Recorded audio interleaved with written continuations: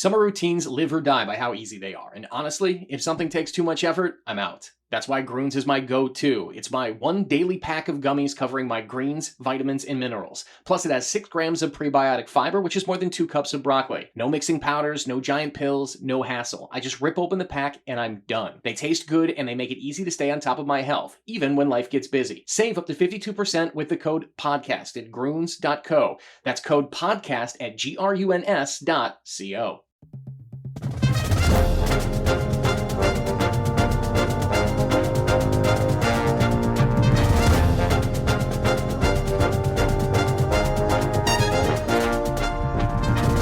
It's the Go Gopher Podcast with Mike Grimm, episode number 78. I am Mike Grimm, voice of the Golden Gophers, and welcome back to the podcast. It's our pleasure to welcome back to the Go Gopher Podcast Golden Gopher Director of Sports Psychology, Dr. Carly Anderson. We spoke with her on the podcast in May. That was Mental Health Awareness Month. We spoke about the importance of removing the stigma that asking for help on mental health issues was somehow a negative.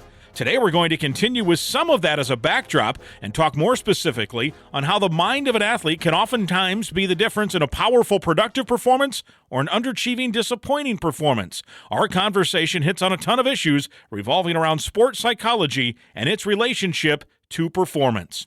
Our Go Gopher podcast is presented by alumni-owned Sunbelt Business Advisors and True North Mergers and Acquisitions. If you're a business founder planning to exit your business, start by contacting Sunbelt Business Advisors and True North Mergers and Acquisitions. Sunbelt serves more businesses up to $5 million in revenue than anyone, and True North M&A serves companies with revenues up to $150 million. Get a confidential, no-cost, no-obligation business valuation started today. Hey, make the most of your life's work. Visit sunbeltminnesota.com or tnma.com today. No one is better than Brian Slipka and his entire team at True North, servant leadership at its finest. We're always honored to be able to talk about them and share the company story. We're also glad to be affiliated with Affinity Plus Federal Credit Union on the Go Gopher podcast. Affinity Plus is your local credit union throughout the entire state of Minnesota. You can find out more at affinityplus.org/Go Gophers. Affinity Plus Federal Credit Union, one of the very best Gopher supporters and your local credit union. It's our pleasure to thank Affinity Plus for agreeing to be with us for another year as a primary sponsor for this school year. Affinity Plus Federal Credit Union does things right, and it's my pleasure to talk about what great people do when they lead a great company. Our podcast is also sponsored by State Farm agent Tony Hoagland at ChamplinInsurance.com. We're podcasting episode 78 from the Aquarius Home Services studios. We invite you to subscribe to the Go Gopher podcast as well. It's free to do so at any time and free to listen to any podcast at any time. You can go back and listen to past Go Gopher podcasts from previous weeks. Last week, for example, we took a behind-the-scenes look into Gopher men's hockey with Minnesota sophomore forward Connor Kurth. It was a phenomenal conversation. You'll enjoy it. Go back and listen. This week, it's episode number 78, and we talk sports performance psychology with Dr. Carly Anderson when we come back. I'm Clay Geary, walk-on turned scholarship wide receiver for Gopher football. And I'm Ben Utek, U of M alumni, Super Bowl champion, and Tony Dungy Uncommon Award winner. We understand championship culture, which is why we're part of the True North family of companies. True North invests in only elite teams, like the champion team at Sunbelt Business Advisors, Minnesota's largest seller of companies. To learn more about True North and our diverse family of independently owned companies, visit TrueNorthEquityPartners.com. Hi, Gopher fans. Switching is easy. We do it all the time. We switch on lights, we switch TV channels, we switch on the TV. And with the new transfer portal, some college students even switch colleges, which can seem crazy to us diehard fans. But what's not crazy is how you can switch and save with State Farm. In fact, my agency can switch you over so we can start saving today. My team is ready to welcome you to the State Farm neighborhood and show you it is, in fact, easy to switch and save. When you want the real deal, check us out at ChamplinInsurance.com. Like a good neighbor, State Farm is there.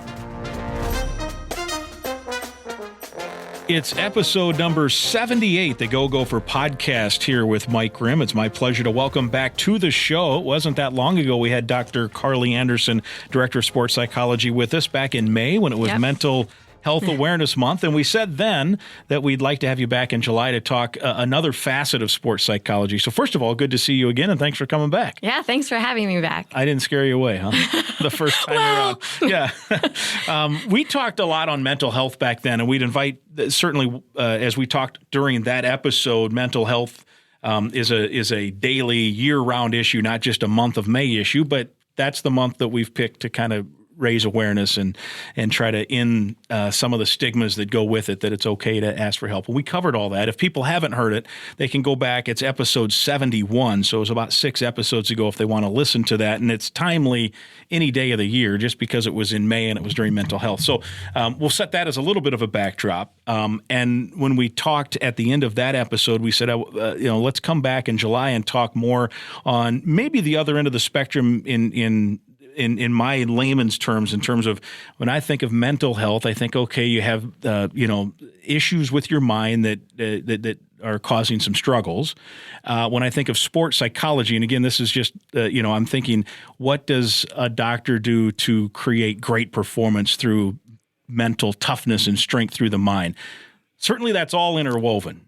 But is there kind of differences between those? Do you differentiate? Absolutely. There is a difference. And there is a whole body of literature and research and a professional field around purely the performance of psychology, or the psychology of performance. Mm-hmm. And, while we think of it as sport psychology, it's really performance psychology. So whether you're in a business realm, you're giving a public speech, you're, in a orchestra, playing a musical instrument, theater, there's so many domains and realms of performance that we all do in all of our lives in realms as humans that have the psychology component or the mental game side to it. And so absolutely, particularly in a college D1 level, all these athletes are well-trained, they're talented, they're hardworking, they've got great coaches, they're physically, well-trained at this level and at many levels in sport, but also performance realms. The delineator between those who are already good and those who are exceptionally great is usually mental. Can you get the job done? Are you prepared to take on the challenges, handle the adversity, respond, all that stuff, right? That's right. How do you handle the pressure? How do you handle nerves? How do you handle distractions? When do you focus, and how do you focus, and what's your motivation and your goals and your imagery and all of that? Yeah. And so if somebody maybe on that side of it is strong and they're going well, and then you have someone who maybe is struggling at other areas of mental health and also trying to perform, then that creates an additional layer. Is that, would you say that's right then? It's right on. And, I think a great example is I have 2 that come to mind. One in particular, years ago, I had a distance runner who was routinely passing out and fainting during races and couldn't complete the race. So performance goals, we're obviously not achieving them. And at first it seemed to be, physically you seem fine, healthy. Maybe this is just mental. You get nervous or something. And anyway, we sort of realized it was actually a more significant generalized anxiety condition, that once we started treating the generalized anxiety, overall, this athlete's ability to perform under pressure also significantly improved. Wow. On the flip side, you can have athletes that come in who are dealing with confidence or focus issues, and you may think, oh, okay, that's typical mental side of sport. Yeah. And let's work on on how we think of confidence and build that skill set for an athlete and think about focus. And then sometimes you might find several weeks or months, and this is actually, those can also be common symptoms of depression. Sure. And so you need to be able to rule that out and know what's what. And they can easily, over the course of a career, go for athletics, or I have some national team athletes that have been on a national team for a decade, that over the course of a lifetime, it can ebb and flow, where you might have had some depression or some difficulty with transitioning into college as a first year. And then now as a 5th year senior, you're really wanting to make the best of your last year, and it's all psychological. Sure. And they're going to use sports psych for both. Yeah. And I suppose there's 2 things where, when I say 2, I mean also things where you may have someone who's totally comfortable and confident on the court or on the field, but maybe have things in their personal life, whether it's relationships or parental pressures or whatever, that could kill confidence. right? Where you're 100%. handling things that aren't even related to sports, but can impact that. Yes, expectations is a big one that we see with athletes and performers of all levels, ages, where it might be parental expectations, it might be their own expectations, it might be the team's expectations, could be societal kind of media messages.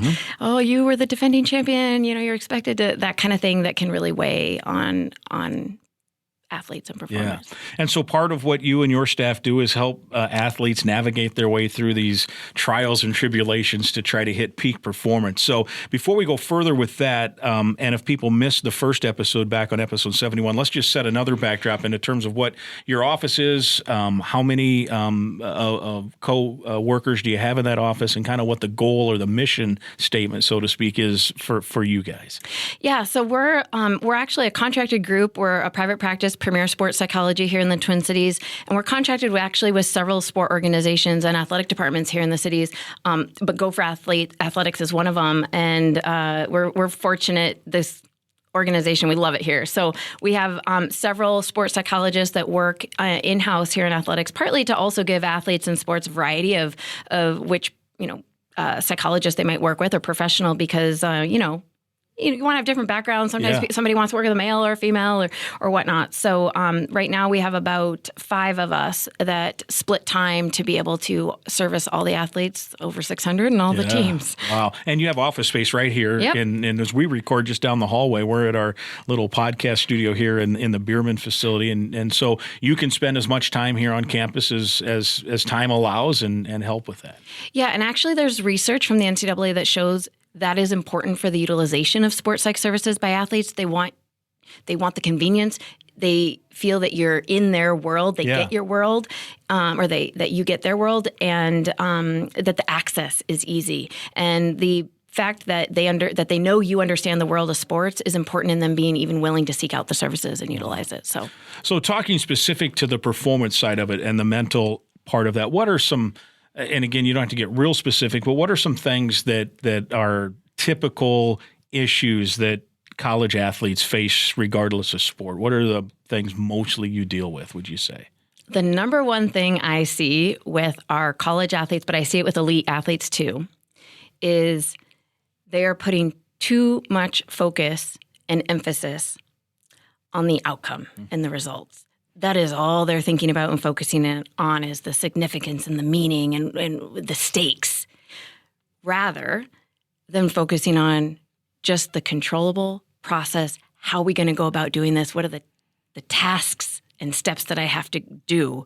And let's just go crush it on that. Yeah. And so subsequently, as a result of over-focusing too much on the outcome, is they tend to then go into a situation, a performance competition, feeling highly anxious and worried because, oh my gosh, what if I don't get this outcome or these results? What's that going to mean? What is that going to mean for my self-worth? What's it going to mean for my value on the team? What's it going to mean for my playing time, my scholarship, my ego, all these, my reputation, right? All of these things that have now gotten sort of hooked or hinged to outcome and results. And these athletes are, and they've been doing it for many years, it's very easy in our society to base your self-worth and your value purely on outcome. Yeah. Well, then no wonder you feel panicky and anxious when you go to perform because there's so much riding on it. When in fact, when you ask athletes and you really think about how much control, full control, do we really have on guaranteeing the result or the outcome? Yeah. We don't have 100%. Not a lot, right? No. Right. If we had 100%, we'd all be Olympians. Yeah. We'd all be multimillionaires, we'd all be relaxed right? and- We'd all be living the dream. We don't. Yeah. So then you have athletes explore, okay, I have a fear of failure, this fear of not getting a certain outcome and result. And now I'm playing and competing and performing not to fail. Mm-hmm. We clench, right, and tense up. And that then you think about, oh my gosh, well, if I don't have full control over the outcome, well, that's scary. Yeah. No wonder I have a lot of fear. That outcome can move on us. There's factors that contribute to outcome that are out of our control. Injury is a great example. Yeah. Weather, equipment, coaches' decisions, people's opinion, all sorts of things impact. Luck is a big piece. Mm-hmm. So if you then ask athletes, well, if we were to base our self-worth and our sense of confidence and our value and measure it more on our controllable pieces like work ethic, preparation, communication, creativity, problem-solving ability, work, strength and conditioning work, come into sports, I can put in a lot into it to get a lot out of it. If you ask athletes, what are the things of the percentage of the result that you do have control over, like those things? Yeah. And if you were to measure yourself on how well you do that stuff, what would that be like? Most athletes are like, oh, yeah, I feel like I could do that. Yeah. I have actually pretty good control over that. Yeah, I could give myself a scale of 1 to 5, crushing it 1, whoop, forgot about it. Yeah, I think I could probably get 3, 3.5, 4s, and 5 sometimes on that stuff. Then you say, how do you feel going into the competition? They will say, I feel much less anxious. Yeah. I feel higher belief in myself because now they're focusing on, I don't have to worry so much about the outcome. All I got to do is go in and give my best effort on the controllable stuff and crush it on my process and let the outcome come. Yeah. And whatever the outcome is going to be a byproduct of my best effort. Yeah. Now, athletes will still come to you and say, but what if my best effort isn't good enough? And you say, let's just remove the judgment, the good. Let's not judge. We're all judgy enough of ourselves.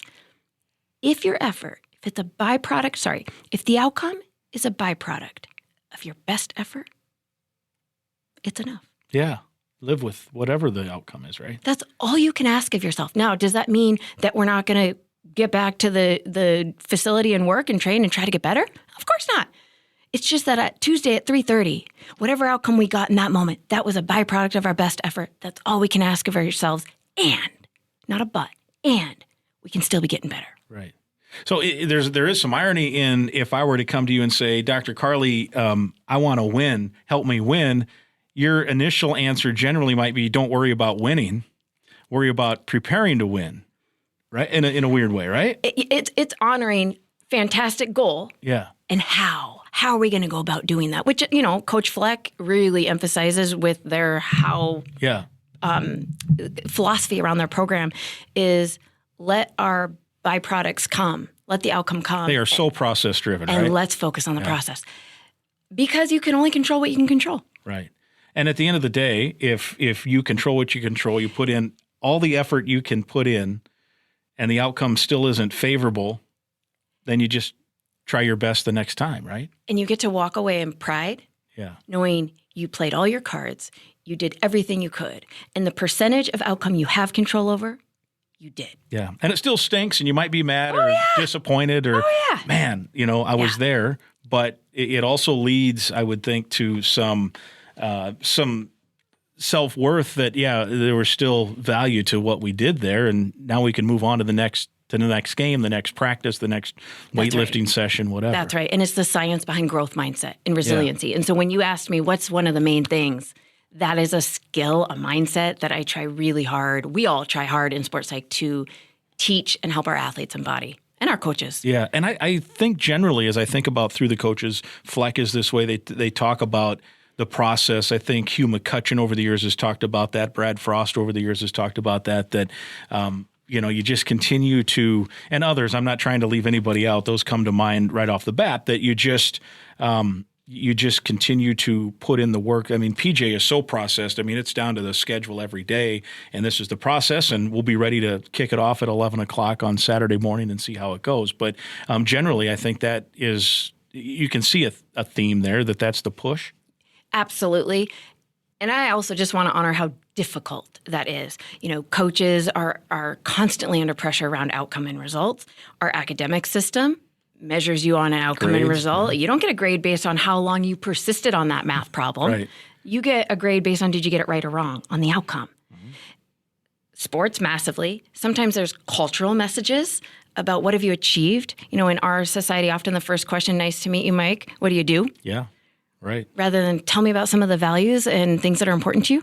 Yeah. So it's cultural. There's layers of this onion that make it increasingly hard for young people, all of us, to easily focus on the process and make that the priority. And sometimes too, it is how it works. Like as an example, I could put in 1,000. I could practice 1,000 free throws and feel great about that. And if I'm going to probably shoot free throws against the best free throw shooter on the Gopher team, and he went and practiced for 5 minutes, he's probably still going to beat me on 100 attempts, even though a really smart person might study 10 minutes for a test. I might study 3 days for a test. He still might get an A and I might get a C plus.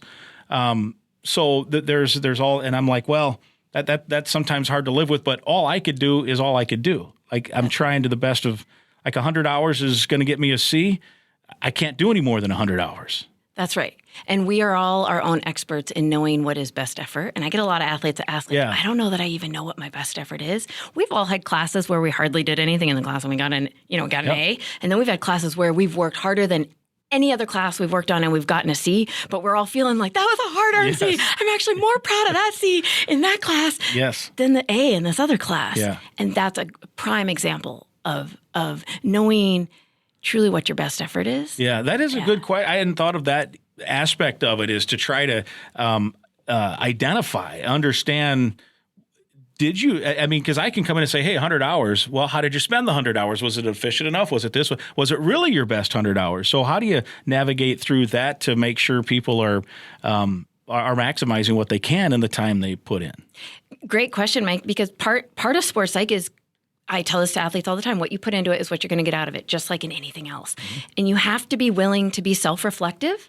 You have to sit down and think, well, was this my best effort? What does that mean to me? You have to be open to feedback. Mm-hmm. Well, others are telling me I could give more. Could I? Or I don't know. And you have to be open to that process and be honest with yourself, which, that's not easy for any of us. Yeah, well, I think everyone thinks they're coachable until they start hearing some negative things about either their effort or their attitude or what have you. And then many times the defenses stand up and you start trying to fight back a little bit. And sometimes that's the right thing to do. Sometimes it's not. How do you handle that with athletes in terms of when they get a little defensive, when you're, not you specifically, maybe it's a coach, maybe it's one of your colleagues says, hey, how about this, and then the defenses kick up. Oh, yeah. So, and that happens. And it happens to all of us with maybe a partner, a marital partner, Sure. We're like, what? I do the dishes. Yeah. Versus noticing, there's some resistance here. They're getting kind of defensive, rolling with that a little bit. So I notice you feel like I'm not picking up this accurately, or you're getting a little like, tell me about that. So what do you think? Well, I think I do empty the dishwasher.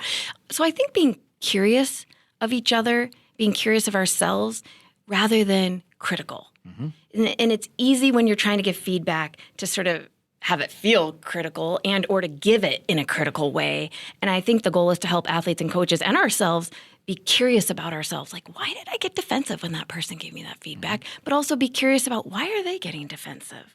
Yeah. And curiosity, I contend trying to remove, keep out the judgment. Just be curious. So tell me, Mike, tell me about what happens when you try to do chores at home and, your spouse gets, whatever it might be. She didn't notice I did laundry.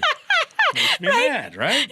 Yeah. I mean, put that laundry bin right there. So I turned her white blouse pink because I put it in with something red, but outside of that, it was a great job. And then with coaches too, because oftentimes I hear coaches say it's really important to be honest and frontal and hit things head on. Does that sometimes though fly in the face of trying to get to the bottom of things, or how do you walk that tightrope of being frontal and then defenses come up for somebody else, and I suppose there's a clash there? Maybe is that a tap dance sometimes? I don't ever pretend to be a coach. Yeah. I just 100% respect their profession. I don't even know how they do it sometimes, particularly in today's day and age. It is an intense job. And I guess I always approach, and I think a lot of my colleagues in the field of sports psych try to take it as more of a consultation role. I try very hard never to step into a position and tell a coach what to do. I am not the expert there. And more so having curiosity or wonderment, or tell me about this and how could I be of help, or what are you hoping to see with your athletes, and team it. Yeah. All right. So a few things in terms of sports psychology. Those are a few of the issues that you deal with most with student athletes.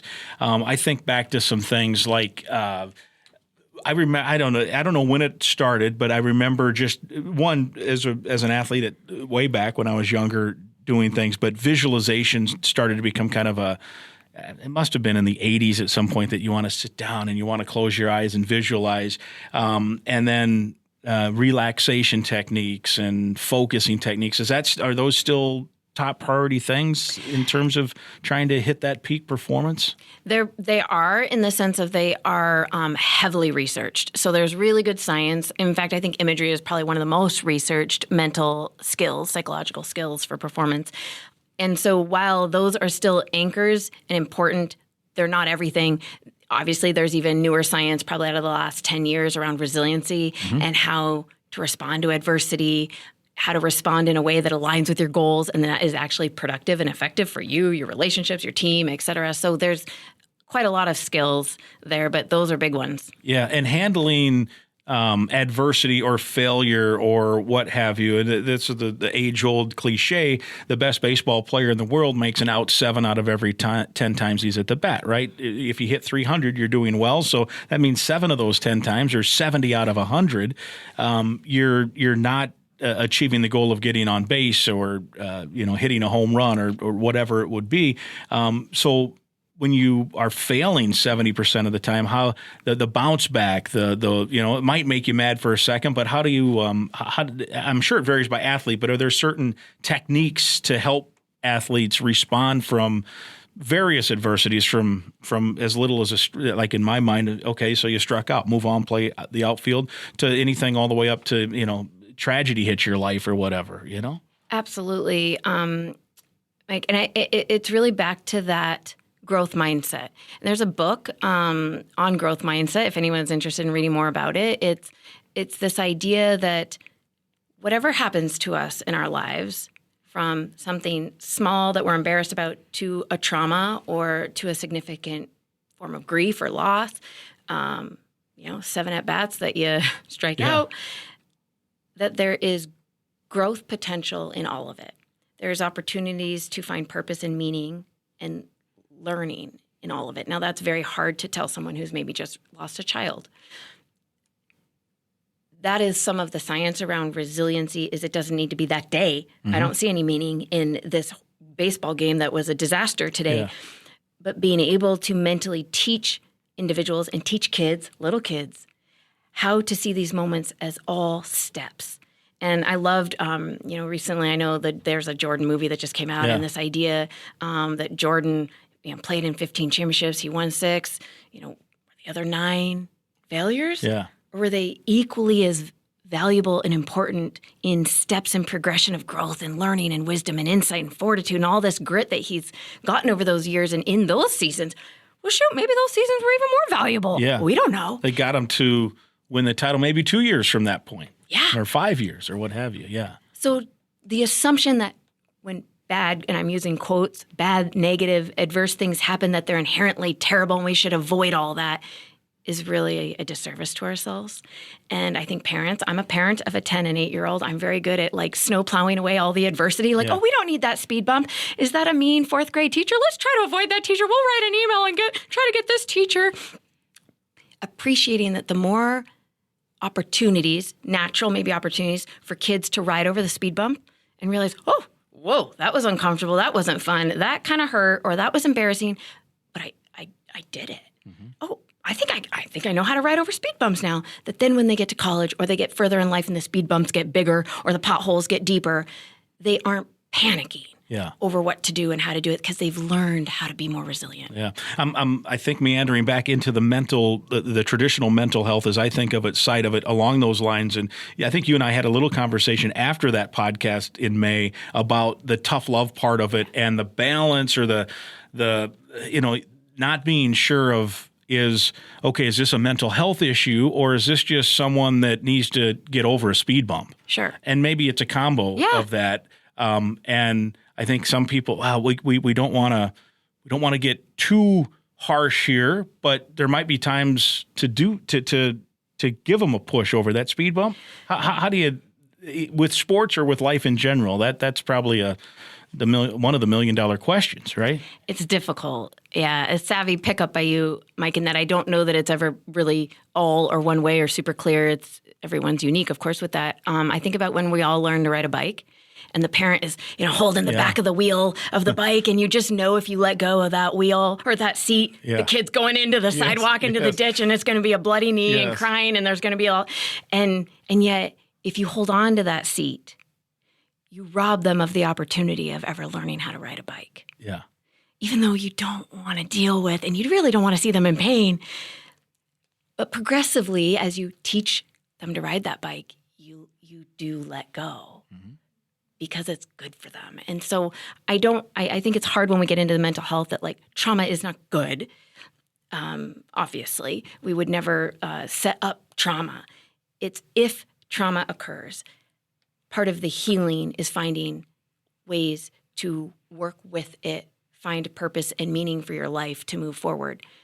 Apart from trauma, there's life adversity that happens that gives us opportunities to learn and grow and strengthen our confidence and our sense of empowerment that are perfectly healthy and normal. Yeah, and I bring this up too as part of this vast gray area between those two parts, because where someone may feel like they are struggling, I think old school would be suck it up, like let's go. But that might not be the right way to approach every situation, right? I mean, there might be, hey, this person doesn't need it to be told to suck it up. They might need a shoulder to cry on, or they may need, a nudge or a hug or whatever. I don't know. And great coaches, great teachers, great mentors, great parents have the art of that figured out. They know how to coach each unique person to what they need psychologically in that moment. Yeah. And then you have like on the other end of training adversity. Hey, Coach Fleck, a lot of our coaches, they'll do different things that train some of the adversity as well. Yeah. Even in the weight room, I would think that there are times where your whole point is to push you to a limit to, I've lifted, I'm just making a number up, but it lifted 100 pounds, and I want to someday lift 110 pounds. Well, you're never going to lift 110 pounds if you don't try to push and blow by that. And there's adversity just in that creation, right? Even though it's not a life-altering situation, it can serve as a mini lesson along the way too, right? Yeah. All right. So confidence. You mentioned confidence in one of the early bits here, and how it is a subtle thing. I was just there's a professional golfer he graduated from Spring Lake Park. He's a veteran now. Troy Merritt's his name. He's been for years one of the better putters, and he's won a time or two, made a lot of money. And I haven't followed him that closely, but I just saw last week he was tweeting out that he has struggled this year. He's only made a handful of cuts, and he has the yips, which is, a guy who's been one of the best putters in golf for a decade or more, all of a sudden can't putt. So how does that happen, that this confidence level, you're at, in his case, an elite level, like one of the top, literally handful of putters in the world, and all of a sudden he can't find the bottom of the cup. He did play better last week, and it was fun to, probably not for him, but he had a back and forth on Twitter about the whole thing with some of the fans with that. So I use that as an example, and I'm sure that there are all kinds of cases of confidence. So how often does that happen, that an athlete will come in and say, gosh, I felt great about hitting a baseball or shooting a basketball or a goalie stopping a puck or what have you, and I don't feel that good right now about it. It kind of ebbs and flows. So confidence is such a key thing. That might be, to me, when I think of sports performance, I'm thinking where you said that, the differentiating line between being great and good might not be physical at all. Confidence has to be one of those key deals, right? Oh, so true. And so many athletes come in and say, if I could just be more confident, I'd be amazing. Yeah. And it's this nebulous thing because it's very personal sometimes as to why that person does not perceive belief in their abilities, or they don't feel confident in themselves. And so you kind of have to start to explore that a bit. But the yips, you probably saw in the Tokyo Olympic Games with Simone Biles, the twisties. Yeah. Every sport, lots of acrobatic sports have terms, bailing, balking. There's quite a few terms in lots of sports around this sense of, what the heck? Physically, I know my body knows how to do it. I've been doing it for decades. But like something has happened mentally that I can't, my brain will not get my muscles to do what it feels like it should be doing. Yeah. I really empathize with athletes in this experience because it is just demoralizing, frustrating, confusing, lonely because nobody else understands either and gets it. Coaches often feel helpless. And I thought Simone Biles' situation on such a public stage, global stage, was a wonderful example of, I just don't feel like I know where I'm at in the air. In that sport, gymnastics, is called the twisties, and it's terrifying. Yeah. It's really scary. And for a golfer, it's maybe less scary as much as it is just demoralizing at times. So I mean, there was a second baseman for the Dodgers, Steve Sachs, years ago, one of the best defensive second baseman, and then he went through, I want to say, maybe 2 full seasons where he could barely throw the ball from second base to first base. I think Chuck Knobloch, the former Twin, went through that. John Lester is a pitcher, and he could not throw the ball to first base, like to hold the runner. So people were stealing on him on purpose because he could throw 98 miles an hour right down the middle of the plate if he threw it to home, but when he threw it to first, he didn't know where it was going. So all those, it's just, there are, sometimes they break through and all of a sudden you get it back. And sometimes it can end a career even. very much so. Right? So that, there isn't an answer, but are there techniques and processes that sports psychology can help with that to get you back to a point where you're back to performing at a peak level? Yeah. One of the main things we do is actually with athletes, sometimes on the field or on the court or in their sport domain, often with coaches involved, would be to start very small. You first educate on just relaxation, breathing techniques. A lot of elite athletes are already going to have that, but they maybe are like, well, I don't usually do that. Yeah. Well, we're going to come back to that. Helping the body really relax, because by this point, there's so much tension around it and almost secondary anxiety of worrying about it happening. That you really want to help with settling and getting those skills of relaxation solid, and then starting really small. So just the way you learned how to putt, we're going to go back and we're going to start with how you hold, putt an inch, putt a couple inches. In acrobatic sports, sometimes it goes all the way back to how you learned the skill when you were 6. Almost relearning. Relearning in increments, hierarchical kind of learning in steps or progression. Sometimes this can be the same system you might do with what they call exposure therapy for anxiety, where you would slowly, maybe if you have a fear of spiders, we might, look at a picture of spiders. We might talk about spiders. We might bring one in a locked container in the corner, and then slowly getting more exposure to it to realize, oh, small increments, I can make progress and build a bit of competency in that. Yeah. And even within a season, I'm thinking like even basketball games I've done on the radio, there are guys who have played for Minnesota and other teams that Minnesota have played where I always look for, is a guy hot shooting, right? And, he's, 11 for 13 from 3 in his last 3 games or whatever. Or on the flip side, what causes a guy over the course of 4 games to go 0 for 23 and all of a sudden you lose confidence? And here's a guy that shoots 1,000 shots a day, whoever it might be. And sometimes all it takes is for one shot to go in after you miss 20 in a row, and off they go and they're back to their old selves. Other times it's a season of struggles. Yeah. And there is kind of the science behind overthinking something that is a very well-learned skill. So maybe driving a stick shift of a car. Mm-hmm. When you're first learning to drive a stick shift, it is like tons of concentration, right? Maybe you're barely focusing on the road because you're worried about your car, stalling. And then once it becomes a really well-learned skill, it shifts to a different part of memory in the brain.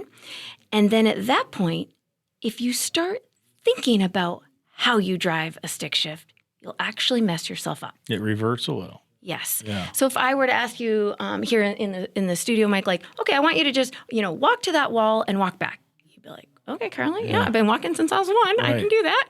And you would say, tell me where you want me to go. If I asked you to think about how you walk, so I want you to think about do you put your chin at a 45, 90 degree? What's your chin angle at? Yeah. And what's your cadence? And do you touch your heel first and then your toe? Or how does your foot go on the ground? And does your knee bend a lot or just a little? You'd be like, oh no, Carly, that's too much to think about. Yeah. You're going to end up, if you were to do that right now, you would end up kind of walking awkwardly and feeling like, Carly, I'm overthinking. This is just too much. My walking is feeling impaired. Just tell me where to go. Yeah. And let my automaticity of the skill, the instincts to Yeah. it. And so this happens a lot with well-learned skills where athletes start trying really hard to be perfect. And they feel like, oh gosh, I have to make this putt. And they can sometimes start overthinking something that they really need to be thinking about nothing, Yeah. which is hard because the brain's always on, but it could be distractions, it could be humor, it could be anything that they need to be aware of to let their body just do its thing. Yeah, it's interesting because oftentimes when someone makes a big play or hits the big home run in the post-game interview, they'll say, "What do you remember about it?" And oftentimes I don't remember it. Beautiful. That is Right? that is the epitome of what they call in sports psychology flow, Yeah. where they will say, "I was just in it. I was just playing. I was just doing. I was just in that task at hand." Kids are great at this. Yeah. They're not thinking about what's to come and the play to come. They're not ruminating and dwelling and stewing on the last play. They are truly just in that moment doing. Yeah. And best performances, when you ask athletes, what were you thinking about out there? They will almost all say, I don't know. I was just in it. Yeah. Sometimes I have to go watch the replay to really remember what happened. You know, a linebacker makes a great sack on the blitz. What happened? I just ran to where my mind told me to run. And That's right. You were just present. Yeah. Present focus is huge for performance, peak performance. so confidence is so big. And through all of what we've just talked about, does it have to come naturally? Obviously, you can have techniques. Can it be taught? This is a great question. Yeah. So while most athletes and all of us will say, oh, if I feel confident giving that speech or that presentation in front of my coworkers, it'll be easy. Yeah, it's easy when we feel confident. Piece of cake. What's more difficult is when we don't. And we have some self-doubt or questioning. And what I try to encourage as just one piece of confidence with athletes is thinking about confidence as a portfolio of experiences, but also a set of behaviors. So there's a lot of things in our life that we do every day that our emotion does not match. So, for example, you get up at maybe 5 a.m. Because you really feel like it, like enthusiastic. Maybe if you're a person of a Christian or Catholic faith and you celebrate Christmas and Christmas morning, the emotion matches the 5 a.m. behavior. Right? Otherwise, probably not. Yeah. Right. So on Christmas morning, it might be really easy to wake up at 5 a.m. The other 364 days a year, the emotion is the opposite. I hit snooze 6 times. Totally, my husband would agree. You want to go back to bed, Yeah. or maybe unmotivated, right? But behaviorally, what do? Get Hit up. snooze a few times, Hit it once or twice, and then get up. and then you get up. And you go to the bathroom, you brush your teeth, you get breakfast, you get dressed, you do all these behavioral things that you do. Why? The emotion said to go back to bed. Does I have to do it? Yeah? Used to it? Trained to do it? Yeah. Well, why? It's a good question. I don't know. Most of us will do these behaviors, even though the emotion is the opposite. We will do the behavior because it aligns with our goals. I'd like to be good at my job, Or keep your job. my job. Yeah, right. provide for my family, whatever. And it aligns with your values. Well, I have integrity. I said I'd show up today at work at 8. I'm going to be there. I said I was going to be a member of a team. This team, we got to be there at 7, so I'm going to show up. So the goals and the values drive the behavior, not the emotion. So when you think about confidence, when athletes say, I just don't have the feeling, I either don't have the motivation feeling or I don't have the confidence feeling, that's okay. Welcome to being a human. Yeah, right. That's okay. In those moments, let's rely and be really clear on the portfolio of behaviors, the set behaviors that we can just commit to behave to do. So I'm going to commit to one of the behaviors I do when I am feeling confident, or that I routinely do with my best performances, is I communicate with my coach pretty regularly, and I don't disengage. I continue to stay connected with my teammates and cheer them on. Okay, when I'm not feeling confident, I tend to shut down and get quiet. Oh, good delineation, Mike. Okay. Yeah. So regardless of the feeling, can you commit to engage in the behavior of going to talk to your coach and cheering on your teammates regardless? Well, yeah, it's going to be harder. I didn't ask you if it was going to be harder. Yeah. Those 364 days a year are hard. But you're doing elite sport. All of it's hard. Yeah. And then they're like, oh, yeah, I guess I could do those behaviors. And then once we do the behaviors, we tend to help our results, which then help. Often we come around and feel like, oh, I actually did that, even though the feeling wasn't there. Sometimes it might be I'm at the gym. Now I'm actually motivated. Sometimes not.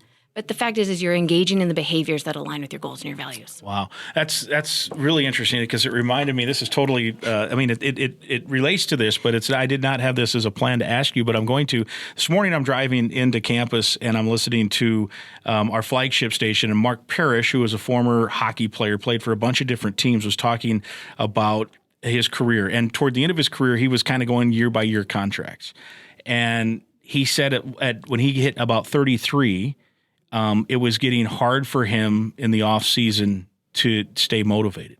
He had played enough in the league, and he said each year I'd open and I'm paraphrasing here a little. If people want to go listen to that podcast and listen to the show, but people know who Mark is, and he's a great guy, and he's on that show often. And I felt for him a little bit because he said eventually I find, and I'm again paraphrasing, I opened the trunk and I looked at my hockey gear, and I was at this age, and I looked at my golf clubs, and I said, I'm golfing, in essence. That was a paraphrase. But burnout, I don't think that would be the right term, but sometimes there does become a point, right, where that routine, I'm not getting up at 5 anymore. I'm going to find something else that doesn't make me get up at that. Or if you're lucky and you have a nice NHL career, when you're 37, you can retire and go do other fun things. But how does that part play in, too, to try to keep stuff fresh that you aren't burned out? Because athletes burn out a lot. I grew up in Iowa. There were all kinds of kids who started wrestling. I'm sure in Minnesota, hockey players are starting at 5 and 6, and many of them end up in the National Hockey League. Some of them. It's not a high percentage, but in relative terms, Minnesota produces as much as anybody. But a lot of those kids also, I probably figure, suffer from some sort of burnout at some point, and they're done playing the sport maybe earlier than we want. And so this is a very broad question, again, based on what Mark said this morning, where eventually it just hit, it's not that routine, that waking up, that having that job or whatever, at some point you just move on to something else. Absolutely, Mike. Our purpose changes. Yeah. Which is okay and maybe healthy in a lifespan of 90 to 100 years. That, I want to pursue a lot of things in this life, and it comes for people at different times in different ways, sometimes on their own terms, sometimes not, where it's time to go into a new endeavor. Yeah. Or multiple endeavors. Or priorities change. Yeah. You have kids. I promise if people haven't had kids yet and then they have kids, it is an overnight change in terms of what you thought was important yesterday is not nearly as important, right? And that doesn't mean if you don't have kids, you don't understand what's important, because those are what if you don't have kids, there are other things that are important. Maybe you have pets, maybe you have your job, what have you. But I use that as just one life-changing event that can change. Yeah. Waking up at 5 in the morning. I have kids now, I better wake up at 5. Or I have kids now, I'm going to find something else where I don't have to wake up at 5. Whatever it is. Yeah, I applaud him for knowing himself well enough to know when he felt ready to move on to a new endeavor. Yeah. For sure, right? And now within a much smaller case where it might not be a life change, but maybe within a season an athlete is feeling either burned out or worn down. We saw some high-profile players. In fact, a couple guys in the Big Ten in basketball had to step away for a few weeks because things, and again, we're getting back over into some mental health part of this peak performance, but I suppose all of those things, those recharging of the batteries or what have you, can be a wake-up call. How do you handle generally, again, not to get into specifics, if an athlete comes and says, it's a lot right now. So what are some techniques or ways that you try to address those issues? Well, on one more extreme continuum, like you said, with some of the pro players, it may be a break from sport. Just like if you broke your foot, you're out for 8 weeks till the bone is healed. Yeah. We would never dream of having that person continue to play on a broken bone. So on significant mental health conditions, we need to be not pulling ourselves up from the bootstraps and trying to be tough. That is really dismissive of the condition, like a broken bone, and we need to treat it the same way of like, okay, let's get good treatment for this. It's a mind injury or a brain injury in some cases. We need to attend to it and get it to a spot that's healthy, and you deserve that, and your life deserves that. And then there's maybe the other place where the reasons they're feeling burnt out or fatigued are unique to their situation that you really want to sit down and explore with them. Is it some dynamic with the team or the environment? Is there something going on at home like you had mentioned earlier? There's a lot of reasons that athletes might be lack of control. I don't have that in the business world. Burnout with employees, that's a big contributor, is lack of autonomy and control over a schedule, things like that. So you sit down and explore it, and they're going to usually know. Peak performance, back to that issue, because that's we got. I think we're having some fun, separating topics here as well. But pregame rituals, pregame routines, pregame speeches from coaches. Has there been research done on that?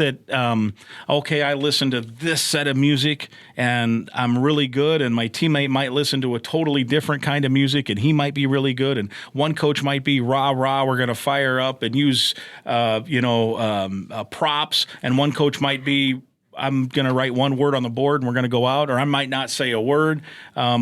What is the importance for an athlete in pregame routine to hit peak level? Great question. Definitely a pregame routine and a pre-performance routine. So they might be different. There might be a routine that you do day before, morning of. Then there might be a routine that you do, a pre-bat routine or a pre-shot routine that you do literally moments before. Sure. And those are well backed in science and research, that the consistency of that helps with the automaticity of, where the brain goes, the body follows. Yeah, that what we talked about, big play, what did you do? I don't remember.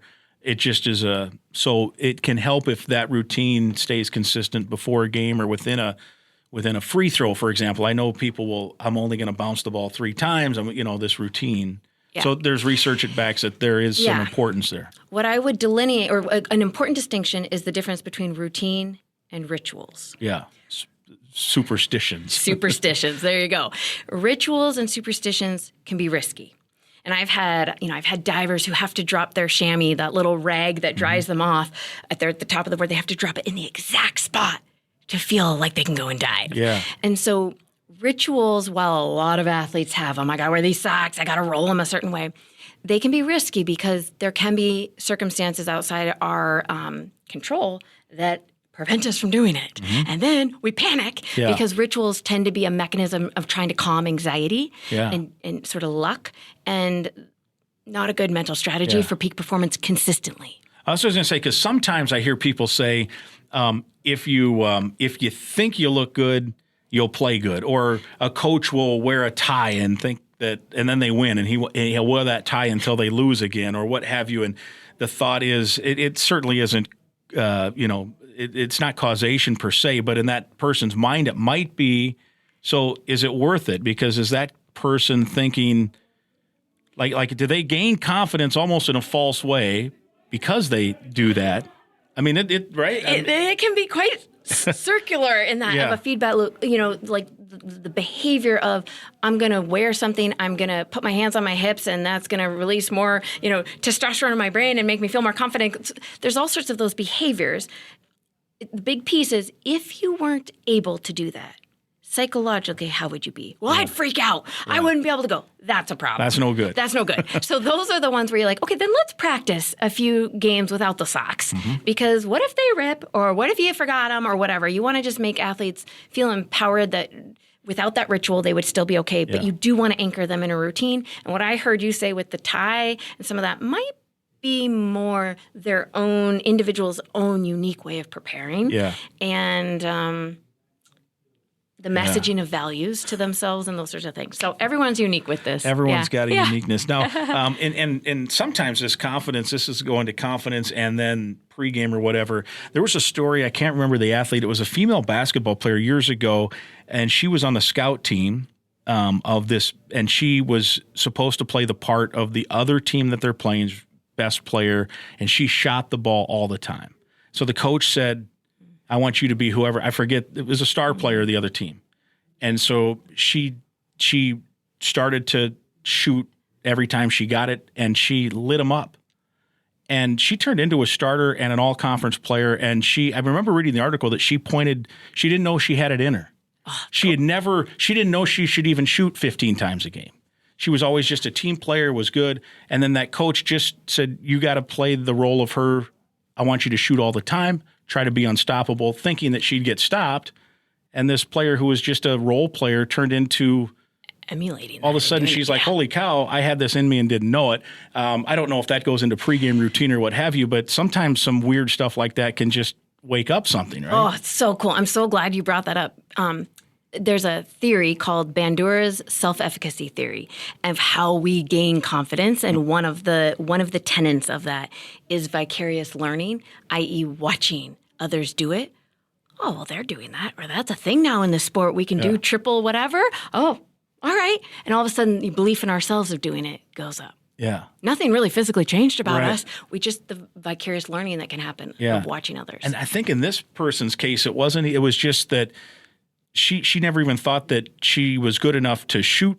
She practiced. She was a good player. She was on a college team, but to shoot that much and to ball hog and to do all this stuff, and all of a sudden she lit up the starters and then became a good player. I wish I could remember who it was. This was a couple, probably 10, 12 years ago, but it just was all of a sudden, boom. So cool. It lit. So is there any research to pregame if a coach gives a rah-rah speech, if a coach gives a no speech, is there any, do they matter?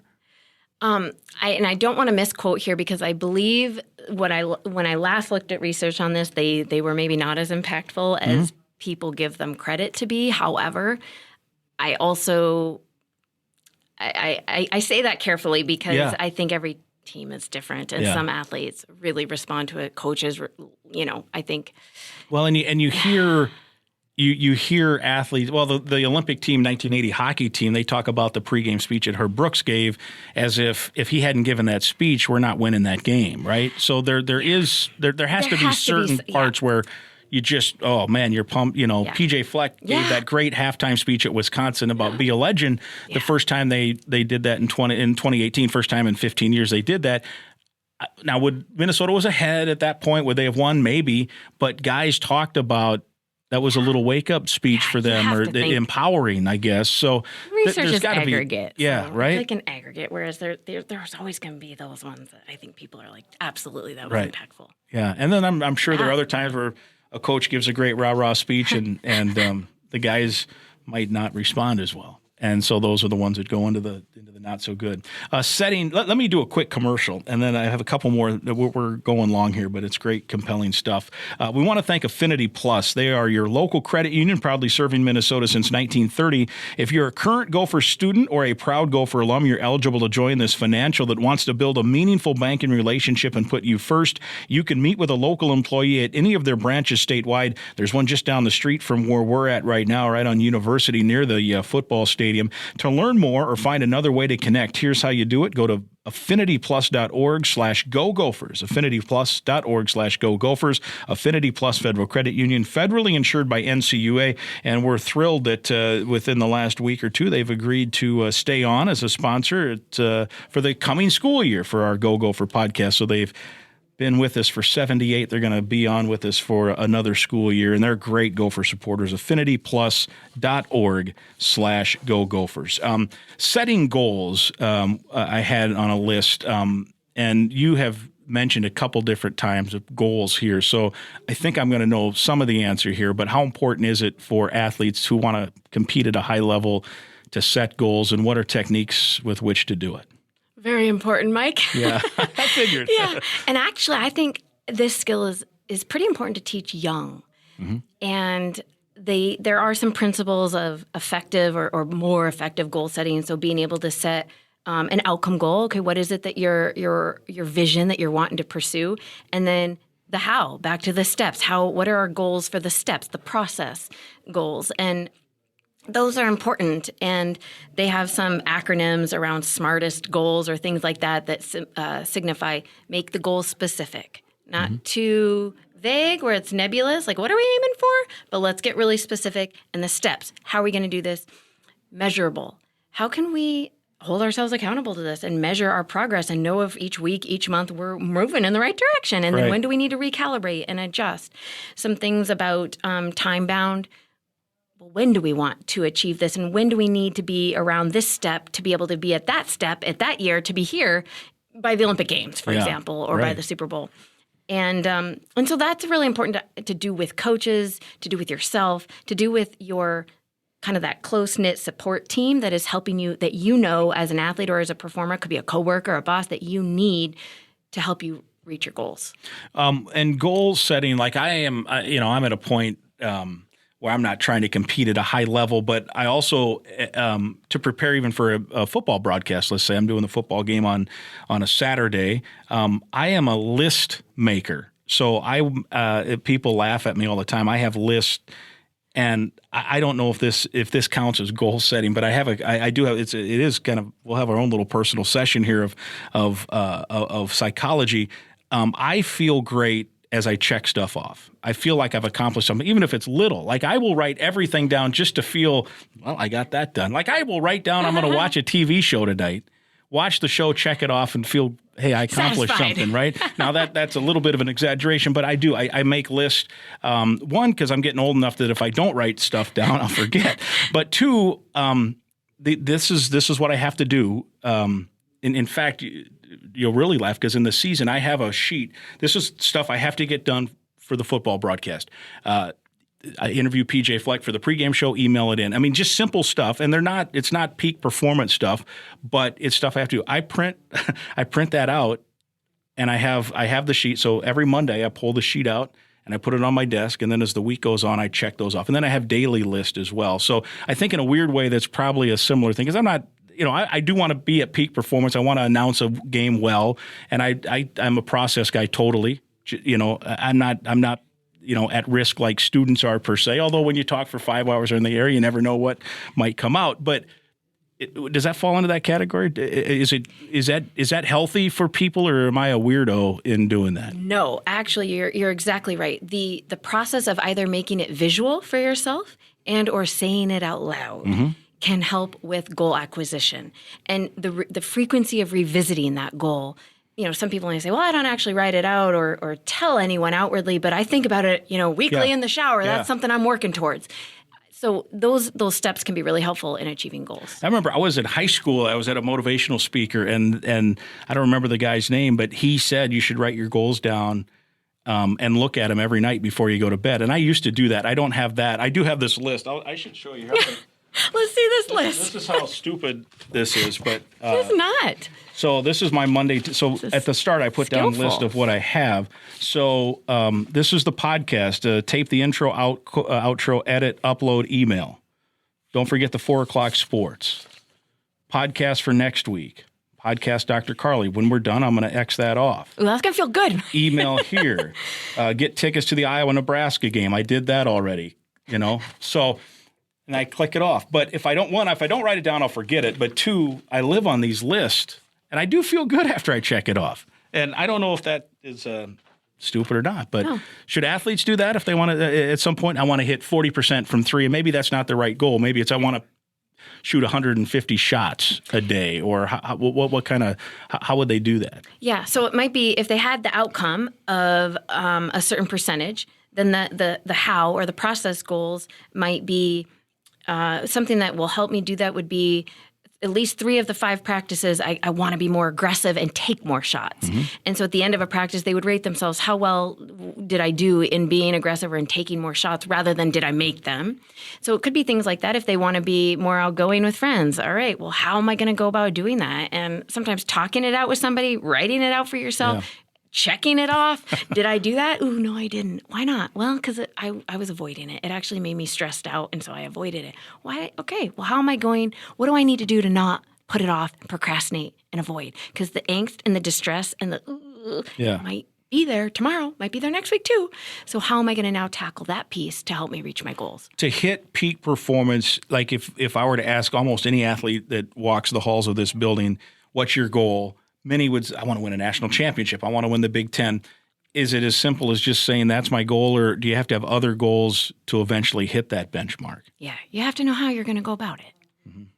Yeah, makes sense. It makes sense. Let's see, mental toughness. That's another thing you hear a lot about. PJ actually has talked about that in the last couple years, that he wants a mentally tough team, and it doesn't. Of course, he wants them to be tough on the field as well, but it doesn't mean that you're picking fights, or it doesn't, that there's some mental toughness fighting through the boredom of fall camp and all that stuff. So mental toughness, is that something, some guys are just born tough, some aren't? How, and I say guys just as a generic term, certainly women athletes as well. What is the studies, or is there a study on any research on mental toughness? Is that a coachable thing? Because you hear sometimes, oh, that guy's soft. He's not very mentally tough. Can you coach him, or how?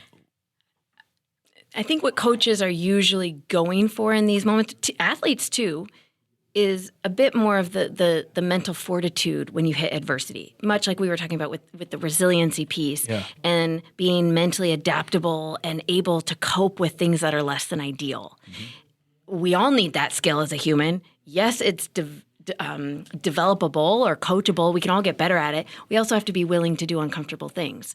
So it sometimes it might be, well, when something doesn't go well, I like to get angry and throw the ball or throw my club and hit the bunny over there. And get animated, not stay calm, not keep my composure, because I want to make sure everybody else knows that I'm not happy with this result. Yeah. Or I'm just so angry and frustrated, my emotions are flooding out right now. Even though that response might not actually be all that helpful to the athlete for the next moment of the game, the next minute, the next play, or for their teammates. Teammates notice that too. Oh, he's losing it, or he's not composed. How are we going to rely on him? I've had many athletes that say, "Oh, I play my best when I'm just mad and pissed." And while that may be true at times, it's often not a reliable mental strategy to lean on for predictably best performance. Right. Because anger is impulsive.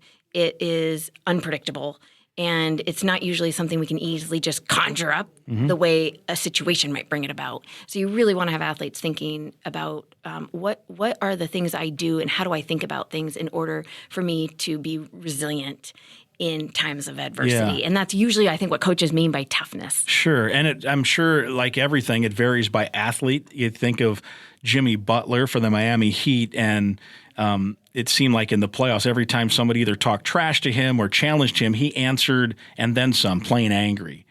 So for him, it works. But for others, there are guys that I'm sure the scouting report says you can get in his head, talk to him a little bit. He doesn't handle that very well. So I'm sure it varies, and how each individual person might, respond to that is why you are here, right? To figure those things out. Yeah.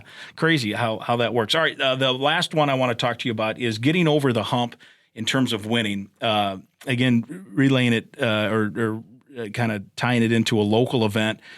Tony Finau won the golf 3M Open last year. Now, he had won a couple of other times, but it had been like 3 or 4 years, maybe 5 years since he had won. He won here, and it was a come from behind win in the last round. And from there, and since then, so that's less than a year ago, it's about 50 weeks ago, he's won 3 more events, including the one the next week. I think he won back-to-back weeks. I think he won here and then went to Detroit, I want to say, and won. What is the research, or is there research? Because you see this a lot, that you work hard, you're knocking on the door, and is there a fear to win? Is there whatever? And then you finally win.